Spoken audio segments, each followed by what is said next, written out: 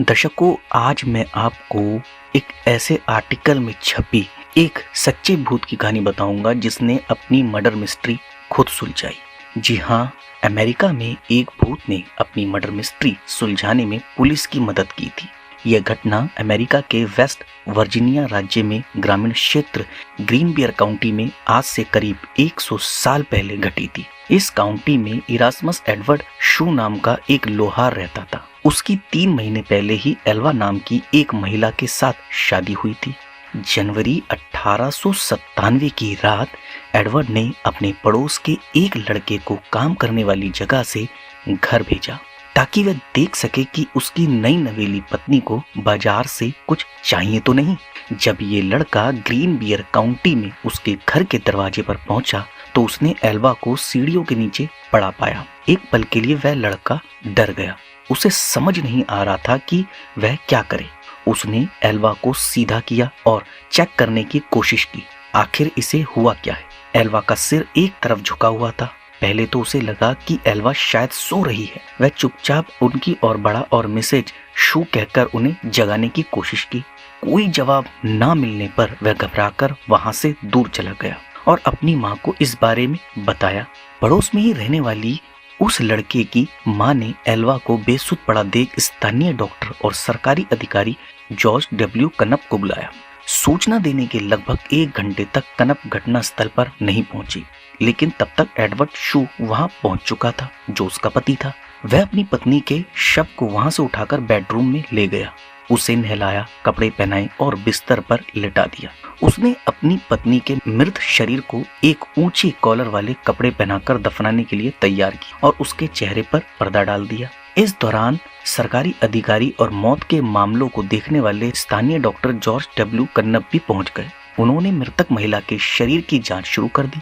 उस दौरान पति एडवर्ड शू अपनी पत्नी के सिर को गोद में रखकर रोता रहा। जब कन्नप ने एल्वा के सिर और गर्दन की जांच करने का प्रयास किया तो एडवर्ड शू नाराज हो गया और गुस्सा दिखाने लगा। डॉक्टर कन्नप शू को नाराज नहीं करना चाहते थे, इसलिए वह चुपचाप वहां से चले गए। उन्होंने एल्वा के बाकी शरीर की जांच के दौरान कुछ भी गलत नहीं पाया। कन्नप कुछ हफ्ते पहले एल्वा का इलाज भी कर रहे थे, इसलिए उन्होंने मृत्यु के कारण को अचानक आई बेहोशी करार दिया। उन्होंने बाद में इसे गर्भावस्था से जुड़ी परेशानियों से जोड़ दिया। एल्वा के शरीर को लिटिल सेबल माउंटेन के उसके बचपन के घर ले जाया गया और दफनाया गया। ताबूत में भी एल्वा के सिर और गर्दन को शू ने किसी और को ना तो छूने दिया और ना ही देखने दिया। हालांकि उसके इस अजीब व्यवहार को लेकर वहां मौजूद लोगों को कोई शक नहीं पैदा हुआ। एल्वा की माँ मैरी जैन हिस्टर को छोड़कर हर कोई इस मौत को प्राकृतिक मान रहा था।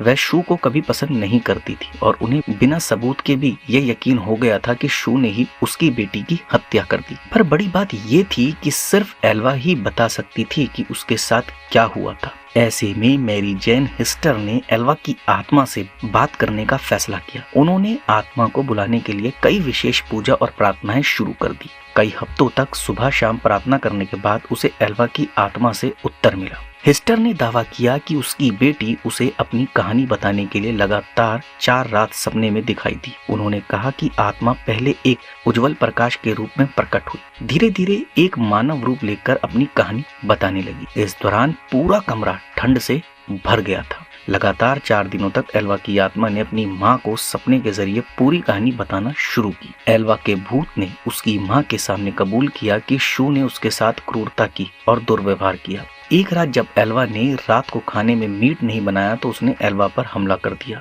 और मारपीट की।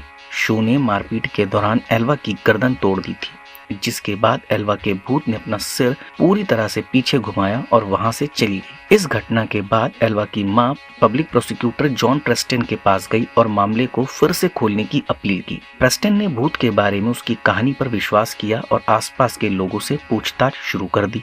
शू के पड़ोसियों और दोस्तों ने एल्वा के अंतिम संस्कार के दौरान उसके अजीब व्यवहार के बारे में सरकारी अभियोजक प्रेस्टन को बताया। डॉक्टर कन्नप ने भी स्वीकार किया कि उन्होंने एल्वा के शव की पूरी तरह से जांच नहीं की थी। प्रेस्टन के लिए ये दोनों बयान शव के फिर से परीक्षण के आदेश को पाने के लिए पर्याप्त थे। उन्होंने कोर्ट के आदेश से शू की आपत्तियों के बावजूद शव को कब्र से बाहर निकलवाया और जांच के लिए मोर्चरी लेकर गए। एक स्थानीय समाचार पत्र द पोकाहोट्स टाइम्स ने बाद में रिपोर्ट किया कि गले पर उंगलियों के निशान पाए गए थे, जिससे पता चला कि एल्वा की मौत दम घुटने से हुई थी। उसके गर्दन पर गला घुटने के निशान पाए गए थे, जिससे गर्दन की नस और कोशिकाओं को काफी नुकसान पहुंचा था। गर्दन की हड्डी भी टूटी हुई मिली, जिसके बाद इस मौत की विस्तृत जांच की गई और शू को उसकी मौत का गुनाहगार माना गया।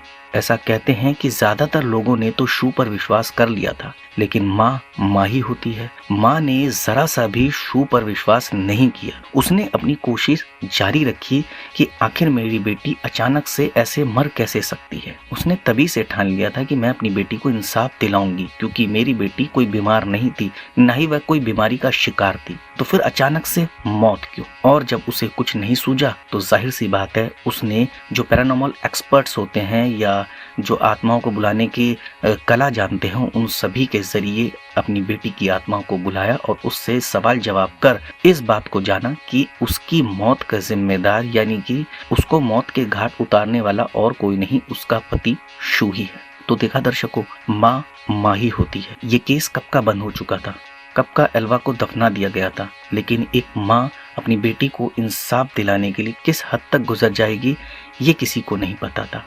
और आखिर वह माँ है, उसे करना भी था। तो खुद प्रेत ने अपने गुनाहगार को पुलिस के हवाले सौंप दिया। तो दर्शकों, अब बताना होगा आपको हमारी ये सच्ची कहानी आपको कैसी लगी। आप हमें कमेंट के माध्यम से बता सकते हैं। आप हमारी इस कहानी को ज्यादा से ज्यादा शेयर कीजिए, लाइक कीजिए और चैनल को सब्सक्राइब कीजिए। धन्यवाद दर्शकों।